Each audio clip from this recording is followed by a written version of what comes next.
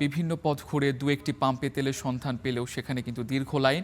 200-300 টাকার তেল কিনতে অপেক্ষা করতে হচ্ছে ঘন্টার পর ঘন্টা। ব্যাহত হচ্ছে কৃষিকাজ। সহকর্মীদের পাঠানো তথ্য ও ছবিতে বিস্তারিত রিপোর্টে। জয়পুরহাট বগুড়া সড়কের পাশে উদয়ন ফিলিং স্টেশনের চিত্র এটি। জ্বালানি তেল নিতে প্রায় আধা কিলোমিটার দীর্ঘ মোটরসাইকেলের সারি।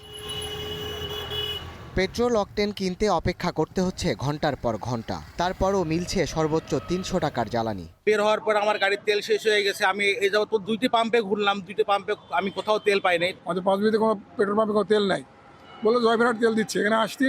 এখানে আসে দেখি বন্ধ। খুলনাতেও জ্বালানি তেলের তীব্র সংকট। তেলের অভাবে বেশিরভাগ সময় বন্ধ থাকছে ফিলিং স্টেশন। দীর্ঘ অপেক্ষার পরও ডিজেল না পেয়ে ফেরত যেতে হচ্ছে চালকদের।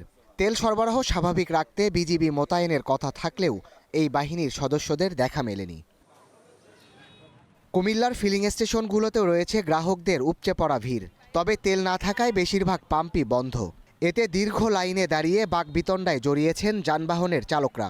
গাড়ির তেল নাই, এখন তেল দিতেছে, আইসে দাঁড়িয়ে রয়েছে অনেকক্ষণ রোদের মধ্যে। জায়গায় জায়গায় যদি প্রশাসনের ভালোভাবে একটা হস্তক্ষেপ থাকলে আজকে মানুষ এত কষ্ট করে না। গোয়েন্দা নজরদারি বাড়ানো দরকার, যেন খোলা বাজারে তেল বিক্রি না হয়।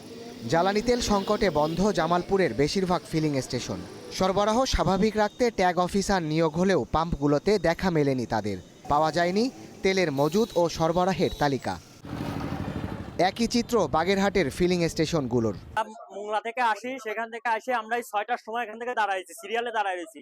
এখন তেল থাকা সত্ত্বেও আমাদের তেল দিচ্ছে না। এই যে এত মানুষ এখানে দাঁড়ায় রয়েছে, আমি বাসায়ও যাইতে পারতেছি না, এই যে পাম্পে এসে দাঁড়াইছি।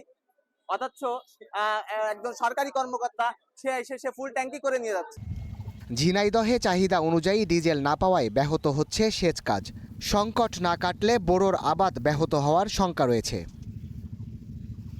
রাজশাহী, রংপুর ও ময়মনসিংহ বিভাগে বাঘাবাড়ি ডিপো থেকে আগের দিনের চেয়ে 8 লাখ লিটার বেশি জ্বালানি তেল সরবরাহ করা হয়েছে। রোববার সকালে 3 বিভাগের 287টি ফিলিং স্টেশনের জন্য দেয়া হয় 26,96,500 লিটার জ্বালানি তেল। চাঁদপুরে 5 দিন পর 2-1টি পাম্পে শুরু হয়েছে অকটেন সরবরাহ। বিভিন্ন ফিলিং স্টেশনে অভিযান চালিয়েছে ভ্রাম্যমাণ আদালত। Sadat Shahed, star news.